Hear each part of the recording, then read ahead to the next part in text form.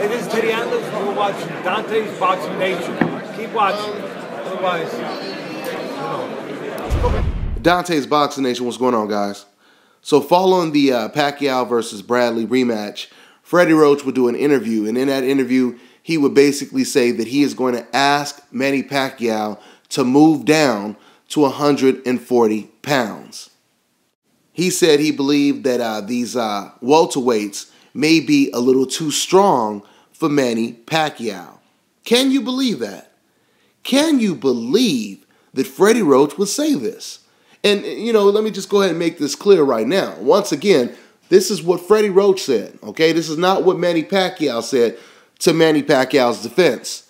But yet and still, it speaks volumes to even hear Freddy Roach admit something like this.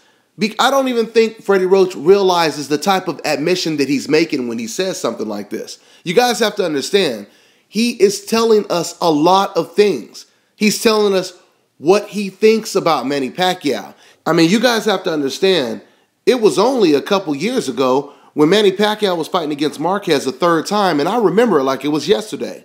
Pacquiao, he was in his dressing room, and he was being interviewed before the fight. And when he was asked the question, why is this third fight going to be different than the first two fights? Manny Pacquiao's answer was, you know, this fight is going to be a lot different because I'm bigger than Marquez, because I've been fighting bigger fighters than Marquez. So this is the reason why this fight should be much easier. And of course, that turned out to be Manny Pacquiao's most difficult fight out of the three against Marquez before, of course, he got knocked out in the fourth fight. Okay? And then you had Manny Pacquiao annihilate a much bigger Oscar De La Hoya. Then you had Manny Pacquiao move up to a catchweight, you know, to fight for what, junior middleweight title against Margarito, okay? And now all of a sudden we hear Freddy Roach say he should go down to 140 because he's not big enough.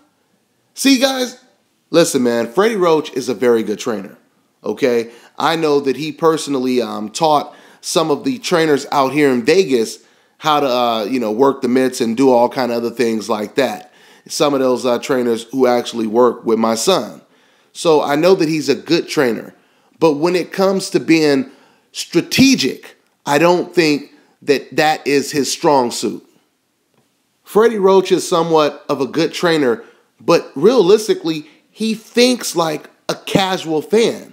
He thinks like a type of fan who doesn't really have an understanding of the sweet science. And I say this for many reasons. For starters, since we're already talking about this topic, I truly believe that if Freddy Roach was a smart trainer, then he would know that Manny Pacquiao is not having problems at the welterweight division because of a size gap. He's having problems because now he's starting to fight smarter fighters. Now he's starting to fight slicker fighters, fighters that have a higher IQ. Quick analogy. For those of you guys around my age that play video games, you probably remember those side-scrolling video games, the 2D games like Shinobi, Ultra Beast, etc., and you would probably remember that you would always have to go through, you know, stage 1, 2, 3, and then you would get to the boss. After you clear a couple stages, you would have to fight the boss. Now, in the stages, you know, you're just scrolling through the stages, and you could just basically hit the kick button, the punch button, and you kill all your enemies. Everyone, they just walk up to you, you throw a ninja star, you throw a kick, or whatever. The point is, the stage is very easy. But it's not to where you get to the main event of the stage, and you have to fight the stage boss, right? See, before you was able to just push any button and get through the stage very easy, right? But now, once you're going against the stage boss, just pushing any button, it's not working. Why? Because this boss, he's actually blocking you throwing a ninja star, you throwing a kick. So now, all of a sudden, you go from just pushing buttons to now being forced to think. Now you have to adjust. Now you have to study your opponent's pattern and then eventually locate your opponent's flaws, right? Guys, this is the exact problem that Manny Pacquiao is having right now. Before, Manny Pacquiao was used to just pushing any fucking button. And now he can no longer do that. Now he's forced to think. Now he's forced to study a person's pattern, adjust, etc., etc. Okay? And it's not easy for him because he's a bruiser. Manny Pacquiao is a bruiser. He's not so much of a thinker. All right? He's not an intelligent fighter. This is a fact. Because if Manny Pacquiao was an intelligent fighter, he would have figured out Juan Marquez in the first or maybe even second fight. But we all know that if Pacquiao fought Marquez 10 times, if that fight didn't end in a knockout, we know that the fight will be close. Why?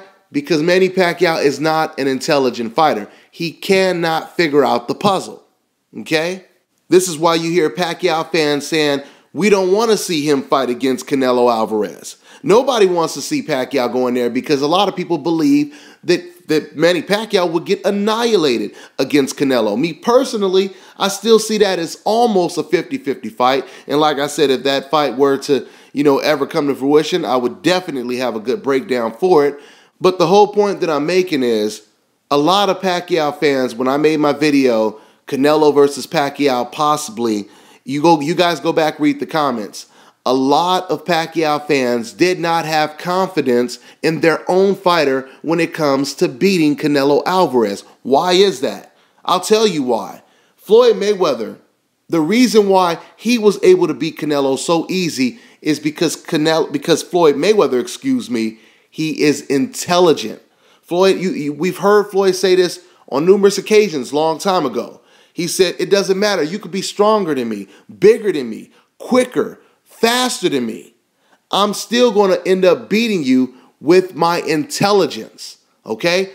That's Floyd Mayweather's biggest weapon, is his intelligence in the ring. So Floyd Mayweather, he can get in the ring with these big, strong punchers. Why? Because he is going to nullify whatever type of advantage they have, because he has the intelligence to do that. Manny Pacquiao does not have the intelligence to do something like that. This is the reason why Canelo would have a very good chance of knocking out Manny Pacquiao, because Manny Pacquiao does not have the intelligence to stand right in front of a big puncher like Canelo Alvarez and avoid those bombs. We know that Manny Pacquiao does not have the intelligence to mix offense with defense. It's a very difficult thing to do. But I will say this as well.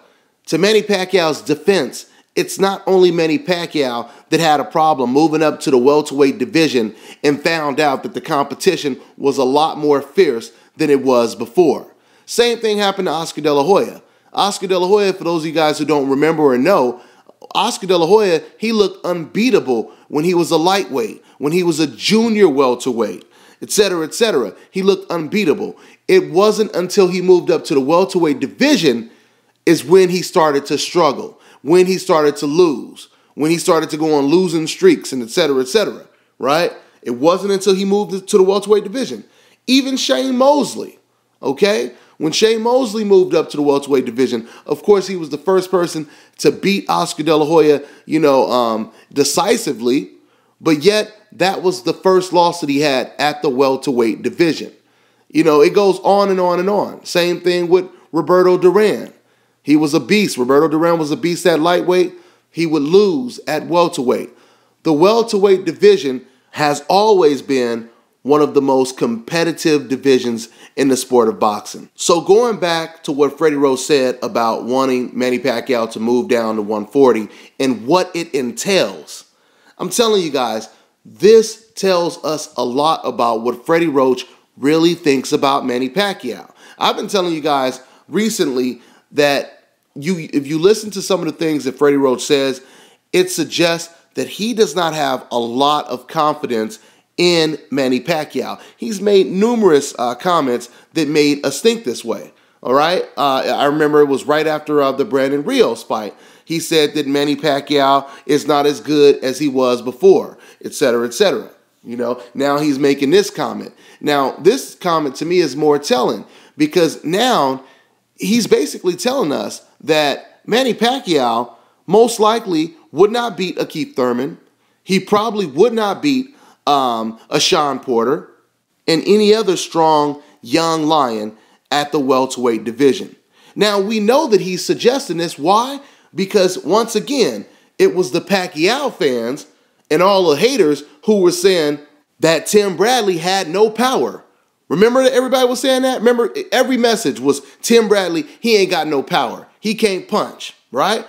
Now all of a sudden, how do we go from Tim Bradley has no power to Manny Pacquiao getting in the ring with Tim Bradley, and now Freddy Roach saying, you know what, I think these welterweights are too big for Manny Pacquiao.